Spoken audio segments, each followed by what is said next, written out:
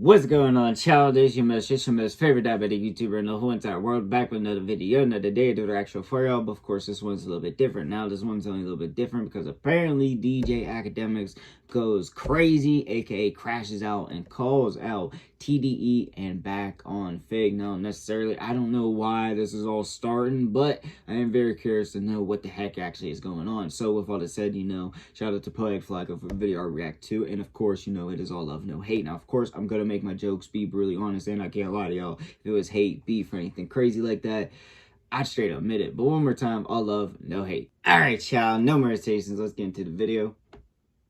Oh, shit. Now. This treaty between DJ Akademiks and TDE may be coming to an end.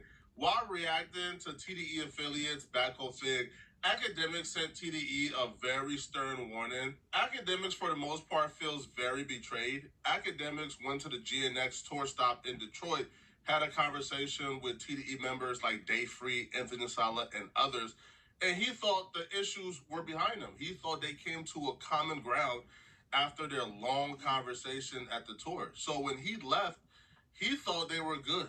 But Akademiks quickly found out after retelling the story publicly and then seeing other people who weren't there retell the story, he quickly found out as soon as he left, Day Free and others picked up that phone and called media personalities in TDE or affiliates of TDE and told them a completely different story. They told a story where we don't know what story is correct necessarily, so pressed Akademiks. They told a story where they presented themselves as somebody who got the best of Akademiks, opposed to Akademiks thinking they had a good faith conversation.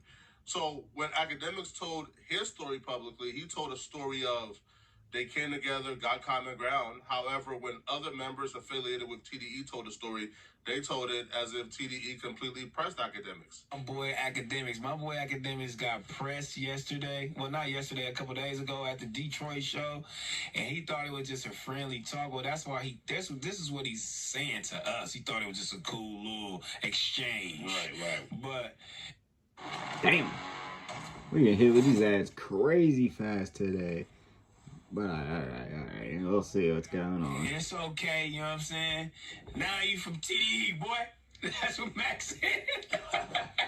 Yeah, for real. You from TDE now, boy. Now go sit your ass down right here. Sit down and get up what we tell you to. You feel me? You got marked out, boy. Coming over here talking about some, he said, because we can get at it. No, boy.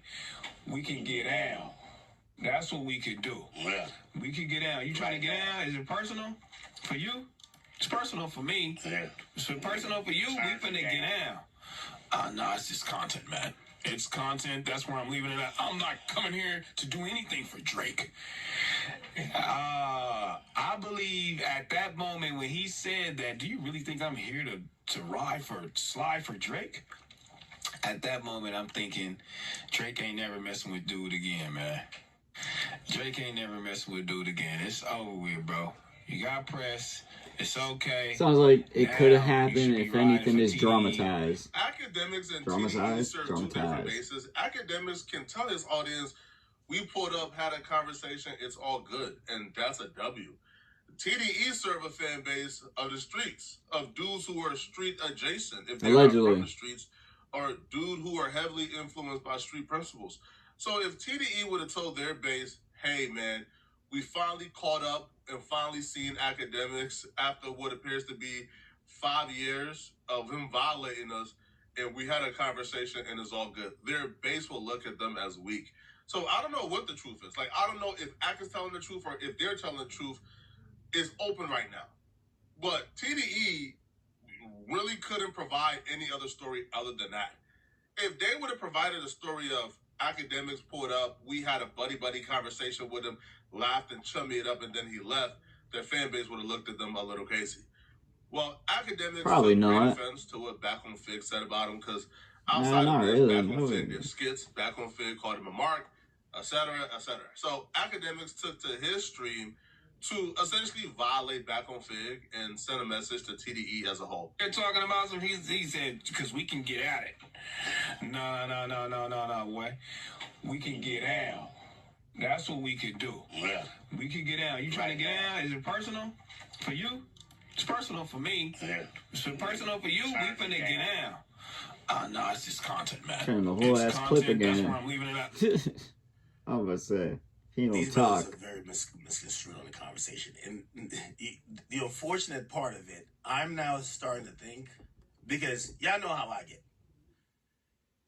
I'm starting to think if they're speaking for TDE, because if they're speaking for TDE, I'll take it to 10,000 levels up.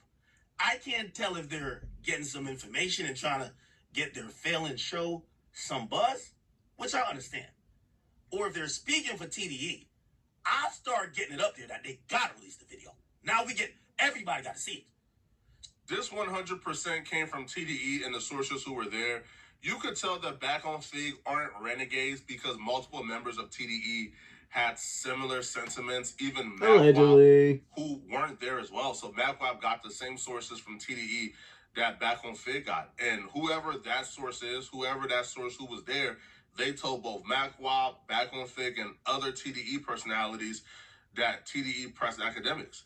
So if I'm not entirely upset at BackOnFigg. I do understand you got to violate BackOnFigg, but if I'm not really upset at BackOnFigg. I'm upset at the TDE source who's telling multiple people that they pressed me. Because if that's not true, if something completely different happened, then you got to violate them up top. Like, if I'm you, I'm not even issuing no warning, bro. I don't even feel like you got to wait to find out if this came from up top. You can just look at the situation, look at what everybody is saying, and know that it came from the same source and realize, of course, the TDE source got this out there to the media affiliates that's affiliated with TDE, and they were instructed to put this message out there to go against you. So I don't feel like there's a peace treaty. I don't feel like y'all squash this. I don't feel like they like you. I feel like, for the most part, it's low-key, still it sounds like he's trying to amp it up a little bit, but I feel like it's still up, to be honest. Like, I don't feel like when y'all see each other, let's say tomorrow or next week at another concert, or let's say, you see those same TDE affiliates, bruh, next week at the In-N-Out Burger. I don't think it's going to be love. I don't think it's going to be peace. I think it was peace due to the environment y'all was in. But how things left off, obviously it ain't peace, bruh. So I'm trying to still remain respectful. But I'm getting to the point where I'm saying if they're the spokesperson for TDE, I'll have no problem introducing some disrespect to force that. I know they have a video, to force the video to come out that everybody can see. Huh? Now, here's the thing, and this is what what I do you mean respect by all that, though? I think both of these niggas are damn near handicapped. One foot, one nigga got one hand. Damn. Both of you suckers are gang members. I'm a civilian. You know why I popped up to that show? Because I could go anywhere I want. I proved it. I literally said if a TD raised a hand at me, it would be this last day living. And I still went to the show and chilled. And y'all are tough. I'm supposed to cop, please. I'm supposed to.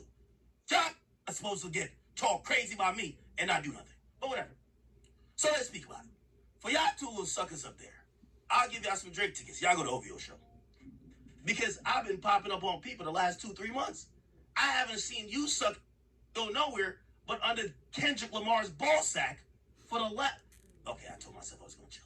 This is why I say this Kendrick Lamar and Drake beef has completely altered the trajectory of multiple storylines within hip-hop and hip-hop media. If I would have told you before this Kendrick Lamar and Drake beef that Akademiks and BackOnFigg will be at odds, you will look at me crazy, because Akademiks was literally one of like the biggest champions for BackOnFigg and community when they left No Jumper, right? Sort of pushing them to leave No Jumper, pushing them to do their own thing, championing them as an independent platform. So for them to be beefing out, that's like a huge jump. But Akademiks would reveal that when he was getting them to leave, that they were just pawns within his beef with Adam 22. And he would say that he convinced them to leave No Jumper, not because he thought they would be successful on their own or they were great podcasters. He would say he simply did it, to ruin whatever Adam had going on, because him and Adam had issues or they were at odds. It was something weird. It's currently unclear if Akademiks is telling the truth or if Akademiks He's probably lying, but at the same time, if it's true, it's petty as hell. Believes Akademiks is telling the truth, then I'm we're petty. about to witness a different level of hatred get introduced into this conflict.